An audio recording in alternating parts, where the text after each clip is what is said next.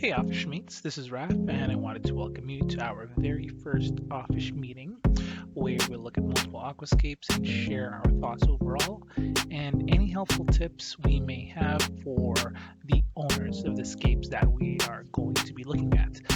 Please keep in mind that we want to provide helpful feedback to the people who may not be very experienced with aquascaping just yet, and that we share our information in a constructive manner. So the first submission I wanted us to take a look at is from @all.aboutakariums. Again, that's @all.aboutakariums. My first impression with this tank is that it's got a developing jungle look. I can see a nice growing forest in the back made of stem plants. It looks like Hygrophila polysperma, I think.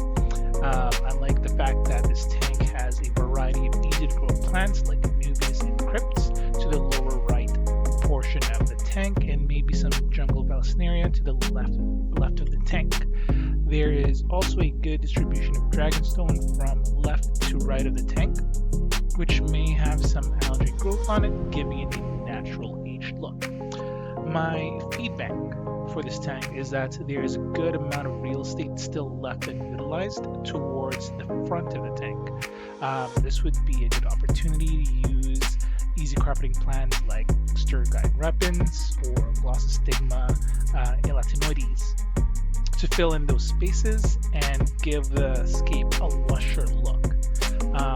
Some minor feedback is that I personally don't use ornaments like the water jug in the back left of the tank or the Japanese garden lantern on the right of the tank. I think that they take up space that can be used for plant growing areas, and it's not very realistic looking. There's also a sticker on the top left corner of the front glass. I wonder if that's their logo sticker or if that's the original sticker that came with the tank. If it's the original sticker, then it may be a good idea to remove it as it distracts the eye away from the scape itself and may delay the viewers' immersion into the tank itself.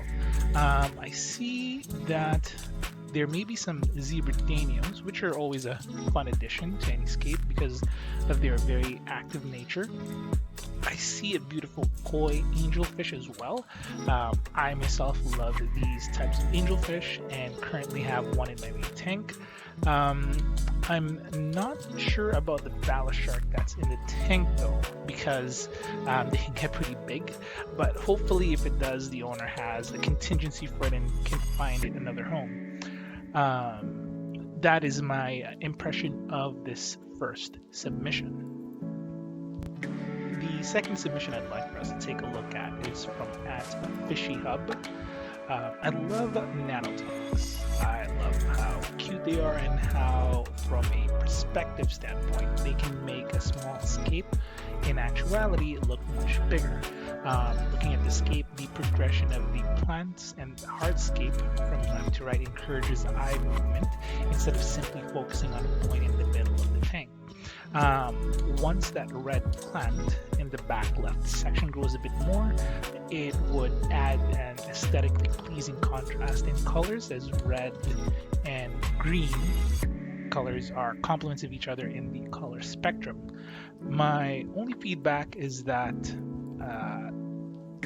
if this was my tank, I would have a high impact fish like a brightly colored beta. It would give the tank a visual pop. Okay, so the third submission is from @JulianAquascape. This submission left quite an impression on me because of how clean it looked. I'm not a handy person, so the DIY light fixture is quite impressive. I've also been considering a shallow tank like this one for myself, so it's a treat to review this tank.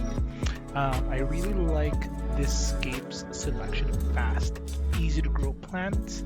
I can't wait for the carpet plants to fully cover the foreground of the tank.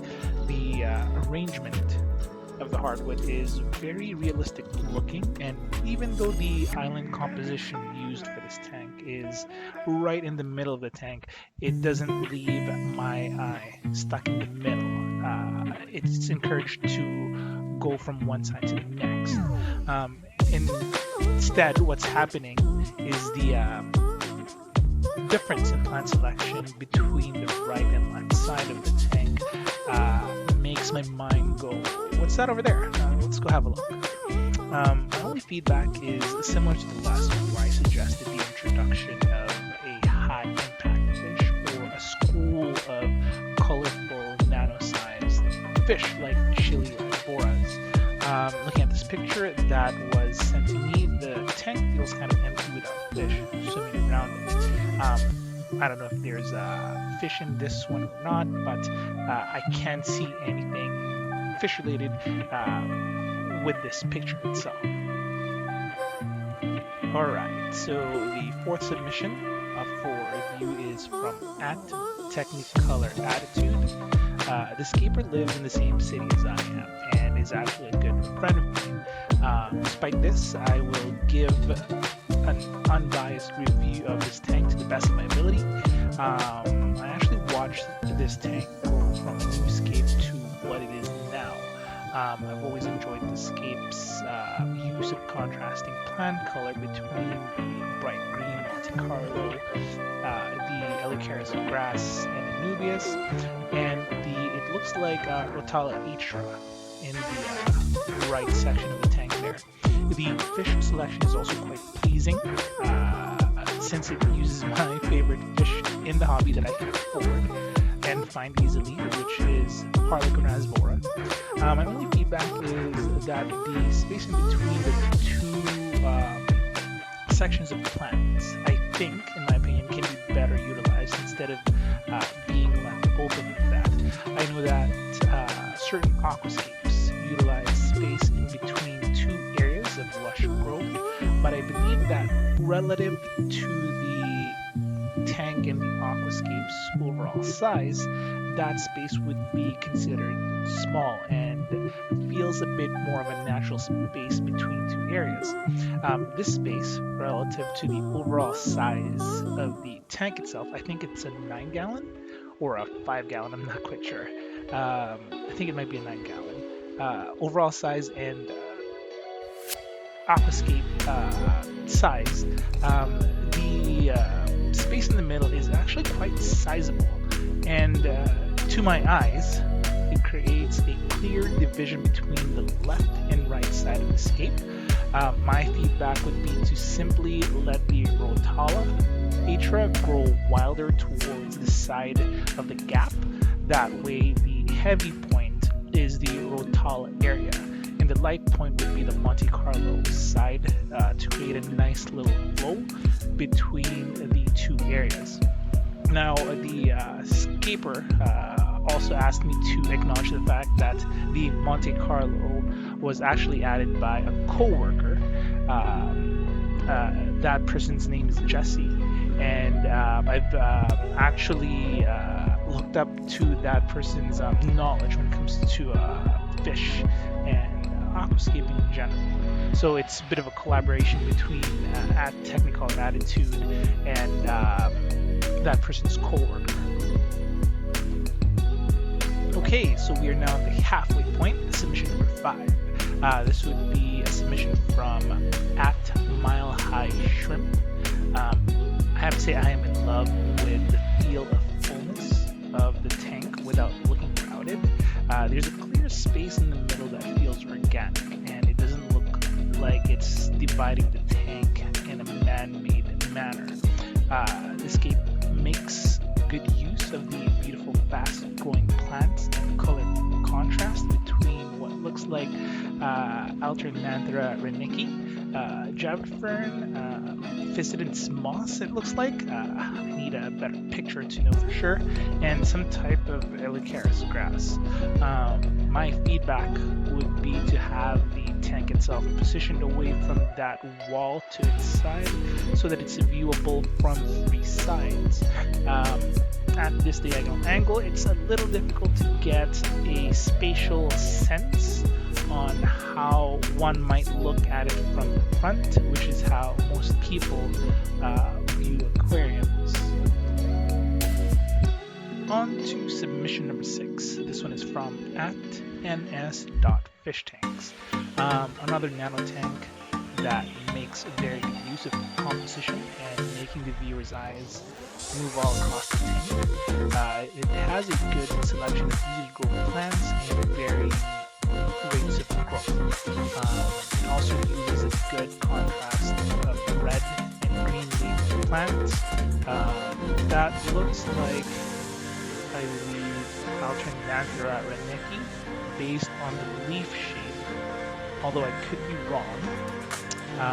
I have seen from a specific big box pet store that AR, Alternanthera reneki, if grown immersed, can have a mixture of red and green leaves. That could be what's going on here, but I need a better angle on this plant to know for sure. I'm looking at the tank here, and I love the varying colors of the fish as well. That yellowfish looks kind of like an electric yellow solid. Hopefully it's not, because otherwise this tank is going to be way too small for it. My feedback would be that if this was my tank, I would use carpeting plants on the open spaces, simply because the scape uses white sand and detritus it stands out easily against that kind of substrate. Also, since it's white, that easily shows discoloration. Personally, I would make the sand layer in the front much thinner. As you can easily see on the photo, discoloration on the substrate layer would be drastically reduced if there's less of it in the front, especially since the open sand space is not being used for growing plants anyway. That would cover darkening of the sand. Okay, so we are now on the 7th submission here. It's actually quite